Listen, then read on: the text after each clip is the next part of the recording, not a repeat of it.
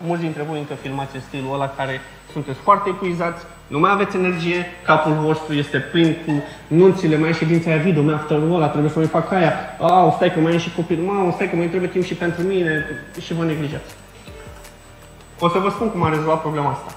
Pentru mulți nu o să fie ceva ideal, crescutul prețului. Pentru alții o să fie ceva ideal. Pentru că mulți oameni zic, dar nu pot să ajung la 1000 de euro, nu pot să ajung la 1500 de euro, dar la 2000 de euro. Nu pot. Și am încercat să-mi dau seama de ce spun oamenii că nu pot. Și răspunsul a fost astea. Eu am multă țară. Zona din care sunt eu nu se plătește. Suntem o mână de oameni. Toți ceilalți scad prețurile. Să dea cât mai ieftin, să ofere cât mai multe lucruri.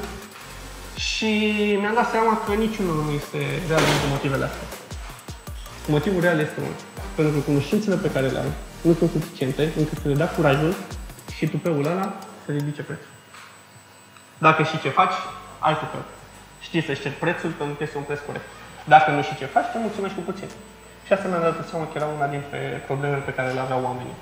După 2 ani de făcut coaching și training cu anumite persoane, mi-am dat seama că din moment ce știi mai multe lucruri, e sigur pe filmarea ta, e sigur pe materialul tău final. Clienții tăi, de bani mulți, 2000 de euro, 1500 de euro, doar pe video. Hai să vorbim și 2500 doar pe video. Presupun că sunt mulțumiți după un eveniment, 2-3 de astea scumpe și tu prinzi tupeu, prinzi curaj. Înseamnă, bă, uite că până la urmă ce am învățat, ce fac bine. Da? Și de aici te duci mai în sus. Da, e mai greu până ajungi la pragul ăsta, în momentul ăla. Da?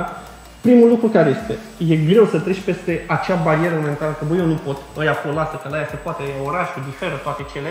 Să vă spun o chestie. Dacă vă duceți oriunde, la țară, o uliță, tot timpul este un om care printre căsuțele la mici și mașina aia de 1000 de euro are o casă mai mare și o mașină de 20.000. Dar voi la clientul ăla trebuie să ajungeți. E simplu.